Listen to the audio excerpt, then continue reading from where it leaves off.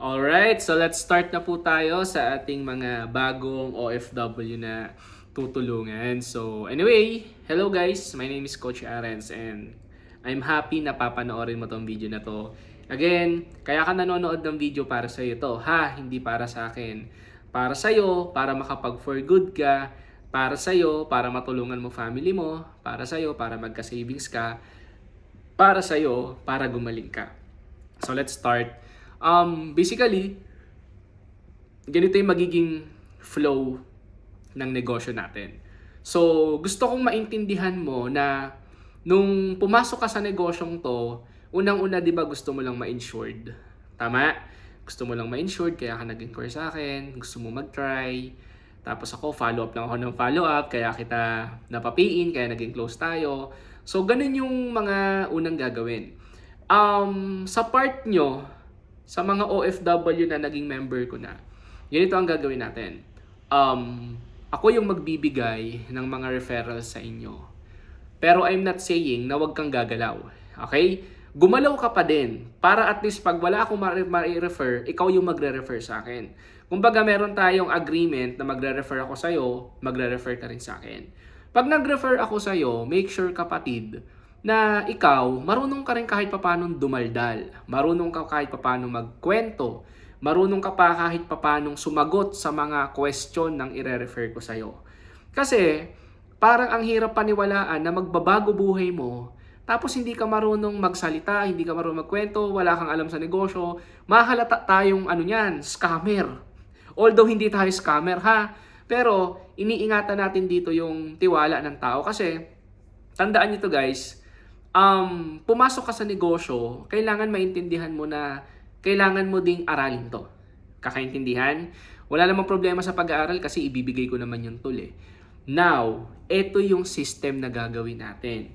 So, aware kayo na kinausap ko kayo hanggang sa gumaan yung loob nyo sa akin, hanggang sa nag-video call tayo, hanggang sa nagkaroon tayo ng mga tanungan, nasagot ko, tapos hanggang sa na-inspire ka, hanggang sa parang naiintindihan mo na yung insurance and so on and so forth.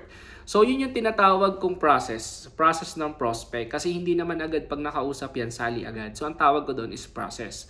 Now, sa process ng pagpo-prospect, napaka-importante na wag po kayong maiinip. Bakit wag kang maiinip? Kahit sa ang negosyo, pag nainip ka, talo ka. Tama ba? Lahat ng nakakakuha ng reward, hindi marunong mainip. Tama? Kaya talo mainipin dito. So ngayon pa lang babaguhin mo yan.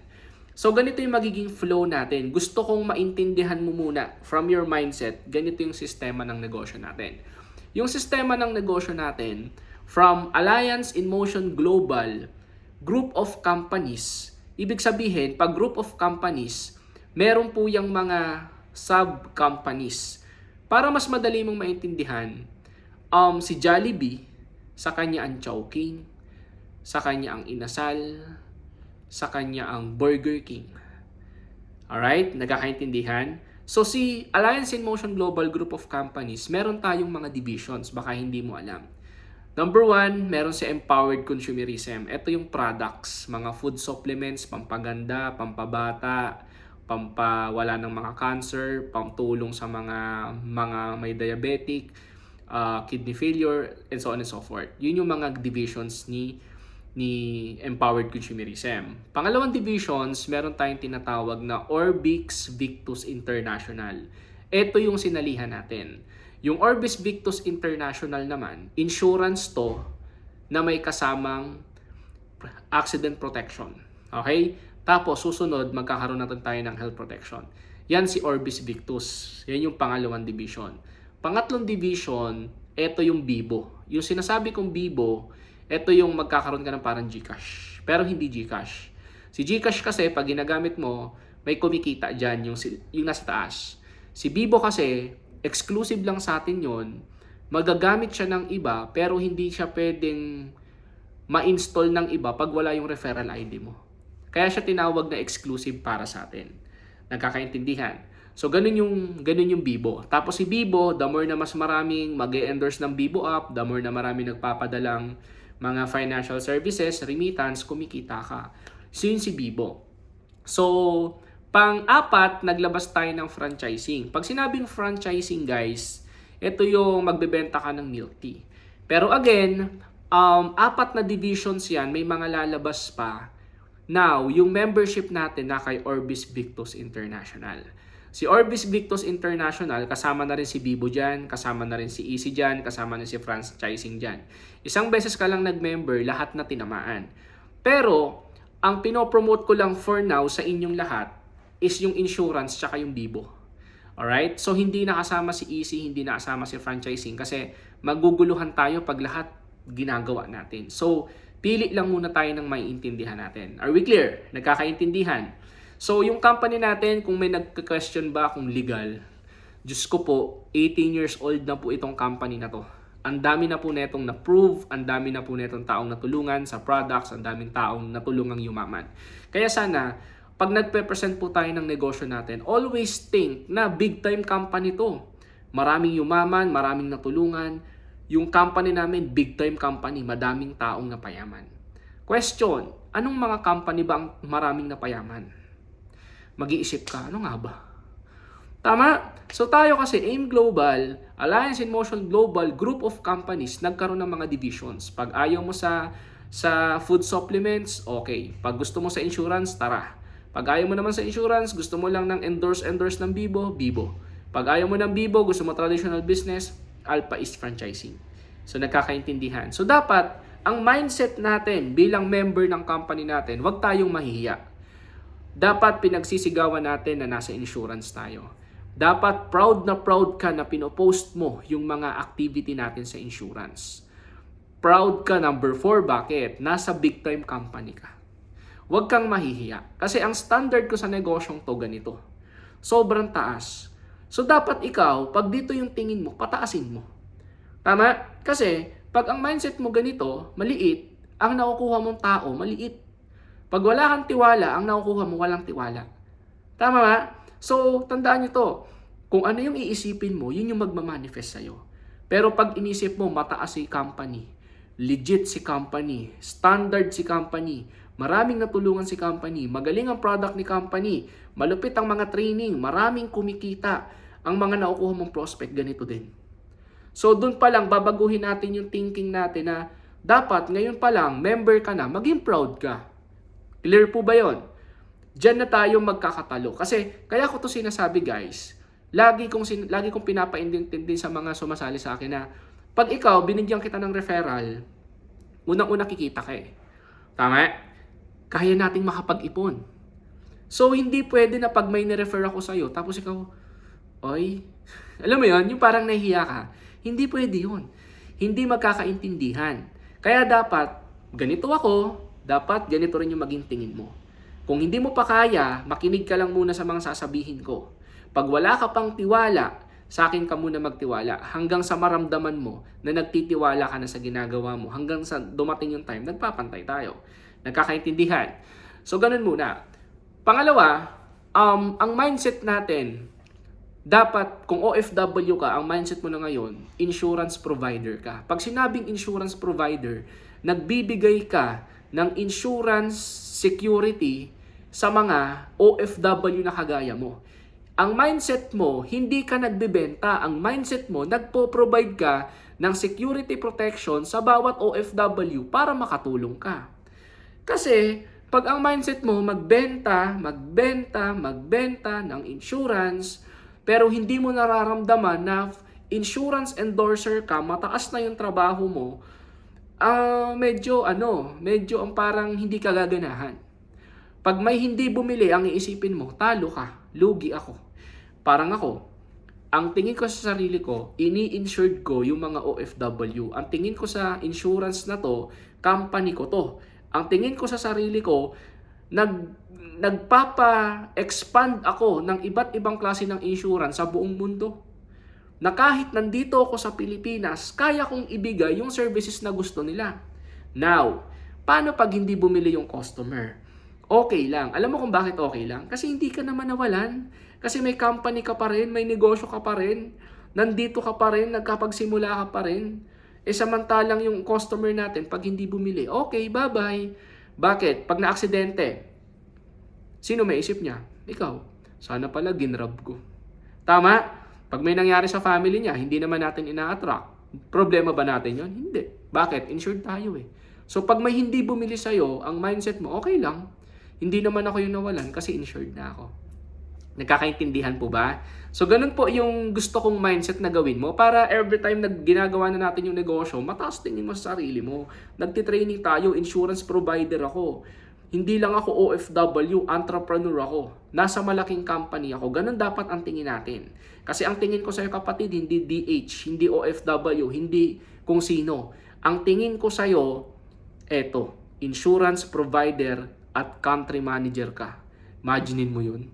Ganun yung tingin ko sa'yo kapatid. Regardless kung ano yung background mo. Kasi again, lahat ng bagay naman, kayang pag-aralan.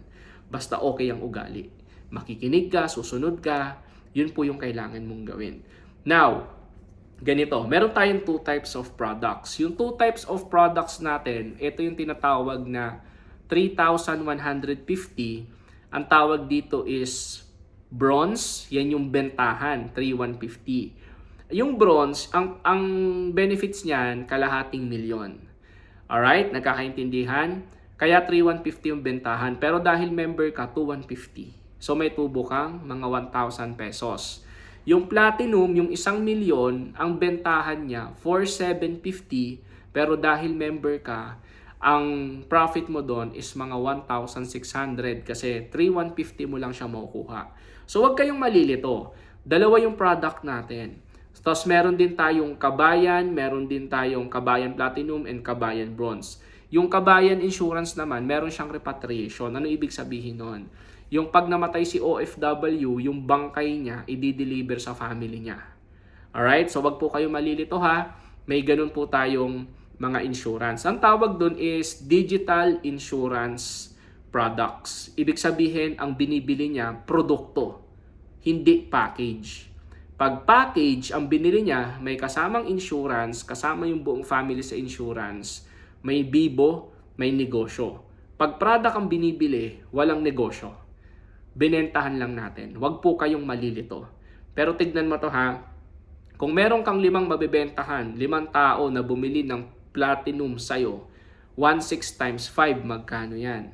So kulang-kulang din mga 7,000 plus yung kinita mo.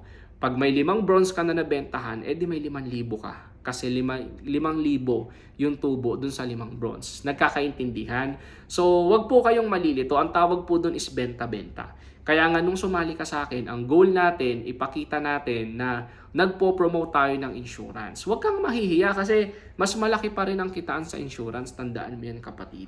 Ang dami kong nakikitang nagbebenta ng damit sa online, magkano ang kinikita sa damit.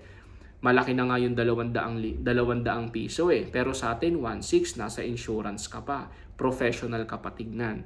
So ganun po yung maging mindset natin. Clear po ba? Nagkakaintindihan? Okay. Now, ito yung second na gagawin. So, kung mapapansin nyo, ginawa ko to sa inyo. Una, product lang. Pinakita ko lang sa inyo. Until such time, natawagan ko kayo, nahilot ko kayo, na-follow up ko kayo, tapos gusto mo nang mag-join sa akin. Ganun din ang gagawin natin sa mga prospects natin. Now, pag nag-start silang mag-join, kumuha sila ng package, ibig sabihin nun, member na sila. So, magiging business partner sila. Ngayon guys, sa business na gagawin natin, wag po kayong malilito. Panoorin nyo lang po yung marketing plan nung Essential Pro presentation na pinanood ko sa inyo. Ang puhunan doon is 15,990. Hindi ko na masyadong ilalaborate. Sa negosyo natin, magbibuild ka ng left, magbibuild ka ng right. Pag lumaki yung left, lumaki yung right, lalaki yung income mo. Kasi ikaw yung nasa taas. So, ang maganda niyan, ang gagawin natin doon sa left and right mo, basta maraming bumibili ng package, maraming 1,800. Basta maraming bumibili ng platinum, may mga commission ka. Tawag doon unilevel stair step, mga 10% commission hanggang 5% commission sa binibili ng mga tao mo sa ilalim. For example, sa ilalim may bumili ng platinum, edi may 30 pesos ka. Maliit, pero kung dumami yung downlines mo, malaki na yan. So, ganun lang muna yung gagawin natin para mas mabilis. Hindi ko na masyadong pahabain. Basta tandaan nyo, nag-join ka, ang trabaho mo mag-promote, mag-training.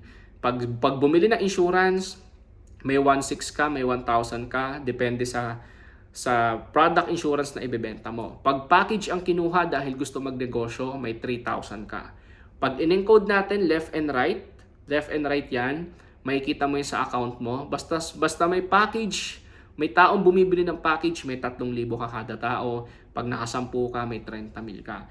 So, yung about dun sa marketing plan, tandaan mo lang, pag lumaki yung left, lumaki yung right, automatic lalaki yung business mo.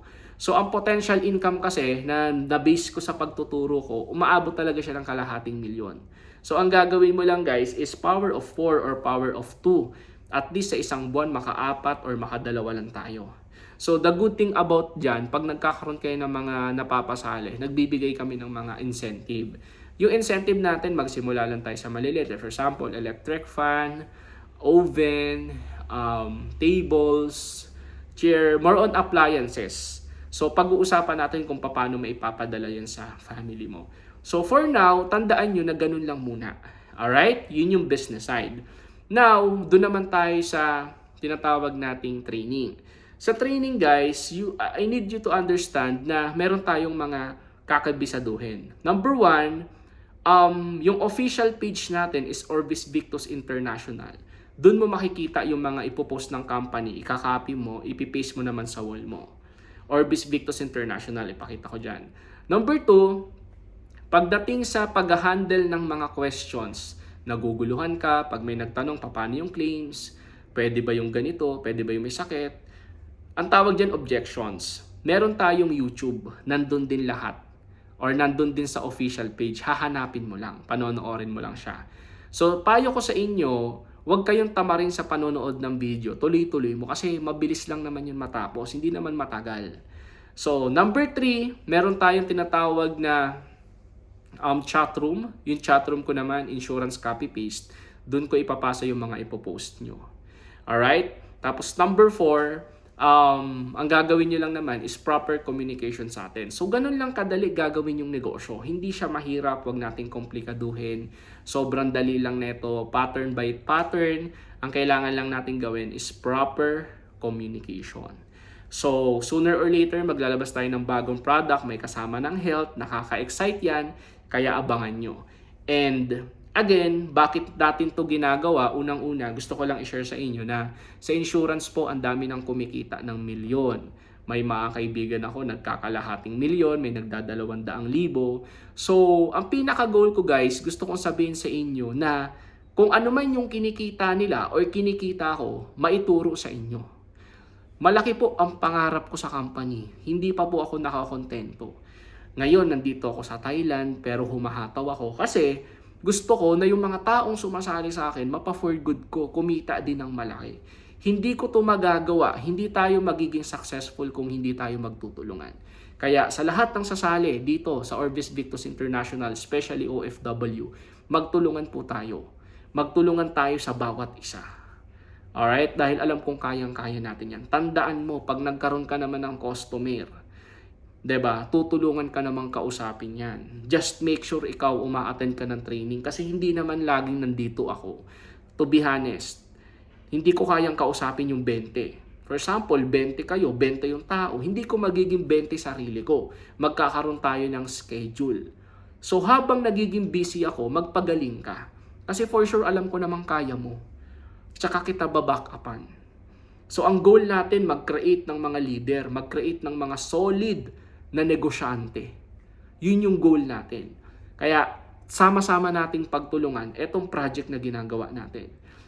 Tulong-tulong tayo, support ko kayo, suportahan nyo rin ako, and for sure, sobrang laki ng impact na magagawa natin. So again, this is Coach Arens. Panoorin mo tong video na to and make sure na make sure na mag-comment ka or mag-heart ka. Depende, basta panoorin mo tong video na to at message mo ko na napanood mo na yung training na to. So thank you, this is Coach Arens and happy business day. God bless you.